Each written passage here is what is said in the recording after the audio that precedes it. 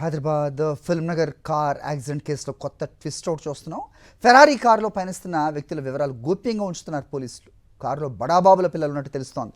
ఆబ్వియస్గా Ferrari sports car నడుపుతున్న వాళ్ళు ఖచ్చితంగా బడాబాబులని ప్రత్యేకంగా చెప్పనక్కర్లేదు. ఓ ప్రముఖ నేత పిఏ ఫోన్ చేయడంతో కేసు పోలీసులు నీరు గారుస్తున్నారు అనే ఆరోపణలు వస్తున్నాయి. అధికార పార్టీ నేతల ఒత్తిళ్ల కారణంగా వాస్తవాలు బయటికి రావట్లేదంటున్నారు. ఫెరారీలో ఉన్న వారి గుర్తింపు, సీసీటీవీ ఫుటేజ్ విడుదల చేయాలని డిమాండ్ చేస్తున్నారు.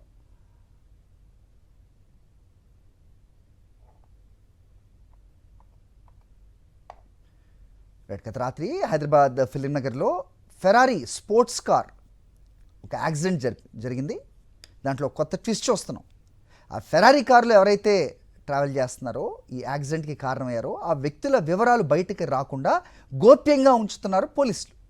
ఏంటి రీజన్ అంటే ఎవరైనా ఊహించవచ్చు. ఎందుకంటే ఫెరారీ స్పోర్ట్స్ కార్ అంటే అది ఎంతటి పెద్ద వ్యక్తులు, ఎంతటి పలుకుబడి ఉన్న వ్యక్తులు, ఎంతటి బడాబాబులు మాత్రమే యూజ్ చేస్తారు అనేది ప్రత్యేకంగా చెప్పనక్కర్లేదు.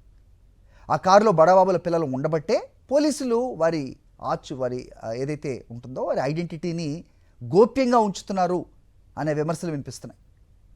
ఓ ప్రముఖ నేత పిఏ ఫోన్ చేయడంతో కేసును పోలీసులు నీరుగారుస్తున్నారు అనే ఆరోపణలు వస్తున్నాయి. మరి దీనికి పోలీసులు సమాధానం చెప్పాలి. అధికార పార్టీ నేతల ఒత్తిళ్ల కారణంగానే వాస్తవాలు బయటికి రావట్లేదంటున్నారు. ఫెరారీలో ఉన్న వారి గుర్తింపు, సీసీటీవీ ఫుటేజ్ విడుదల చేయాలని డిమాండ్ చేస్తున్నారు.